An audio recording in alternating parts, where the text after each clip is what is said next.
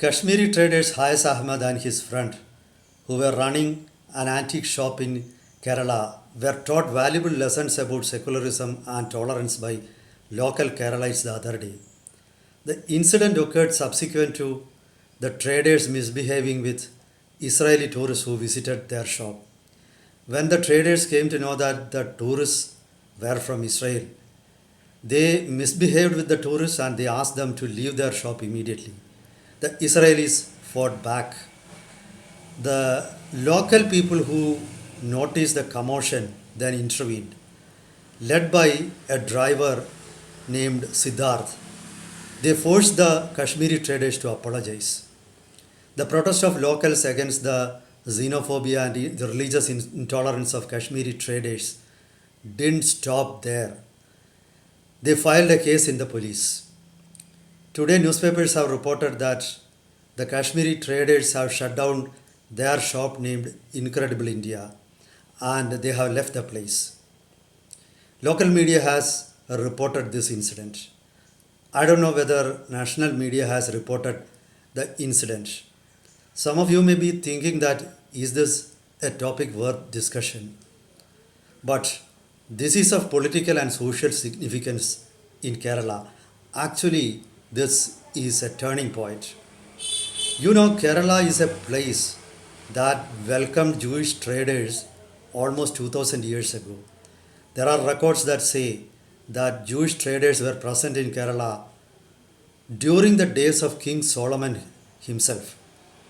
And by 10th century, there are records that about Jewish settlements in Kerala, grant of land to Jewish people by Kerala kings, etc.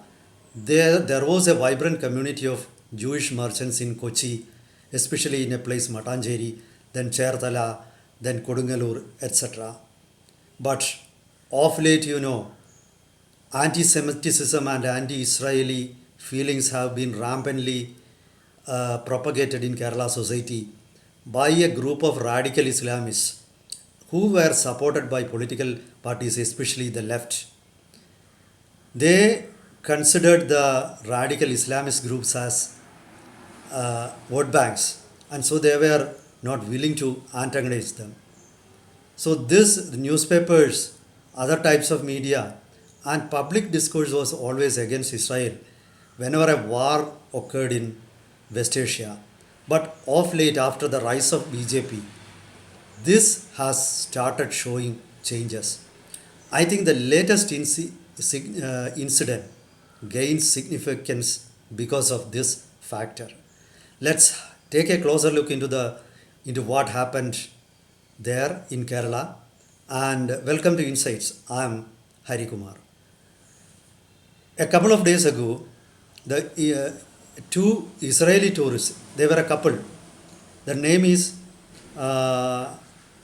Dover Wolfer, a lady who is a citizen of Israel, and her husband visited Thekkady, which is a famous tourism spot in Kerala.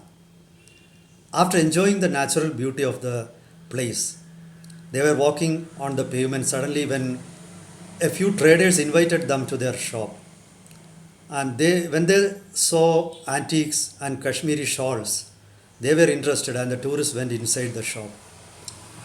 And the salesmen were showing them shawls and antiques when suddenly he noticed that Dover Wolfer was speaking on phone in Hebrew language. I think the Kashmiri traders knew a bit of Hebrew. They could recognize the language. Suddenly they asked the tourists where they were from.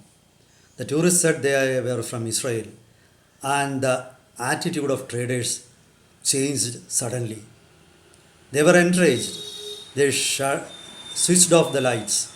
They shouted at the tourists to get out of their shop. Some reports said the shopkeepers said they didn't want Jewish customers or Israelis. Now, the husband of Dover Wolfer, who was having a tea on the wayside, he rushed in along with the driver, Mr. Siddharth. When they came to know what happened, the husband of Dover reminded the shopkeeper that this is India. And he reminded the shopkeeper that Indian constitution gives equal rights to believers of every religion. Nobody cannot be differentiated, discriminated against on the basis of his religious belief. India gives freedom of belief to each and everyone. You see the irony of the situation. It needed a foreigner to teach an Indian, a Kashmiri, about Indian constitution. So suddenly the Kashmiri traders were benumbed. They were got on the wrong foot. And immediately local people arrived, they assembled and they reminded Kashmiris that such behavior won't be tolerated in Kerala.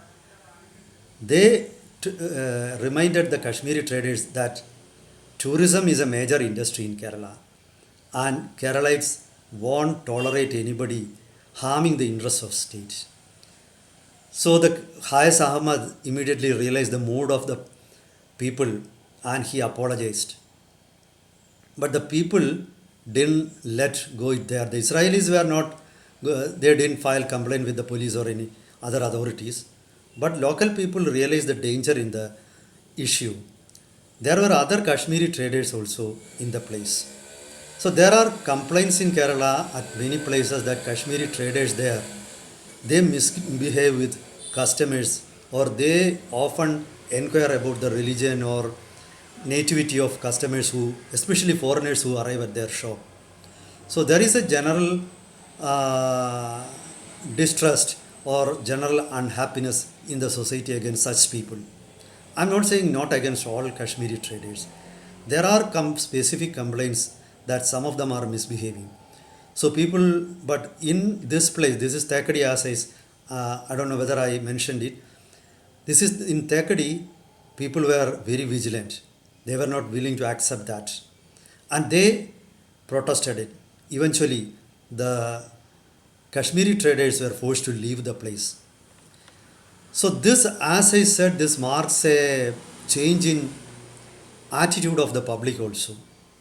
I have seen that in the previous years, people never supported Israel. They never thought that Israel can do anything right.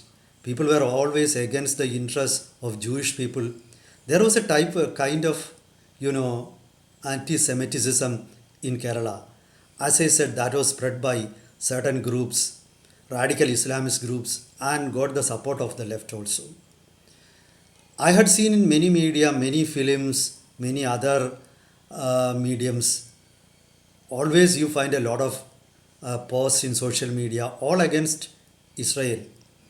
In the wars between Israel and Palestine or Israel and other Arab nations, there were protest marches in Kerala in support of the Palestine and Arab nations.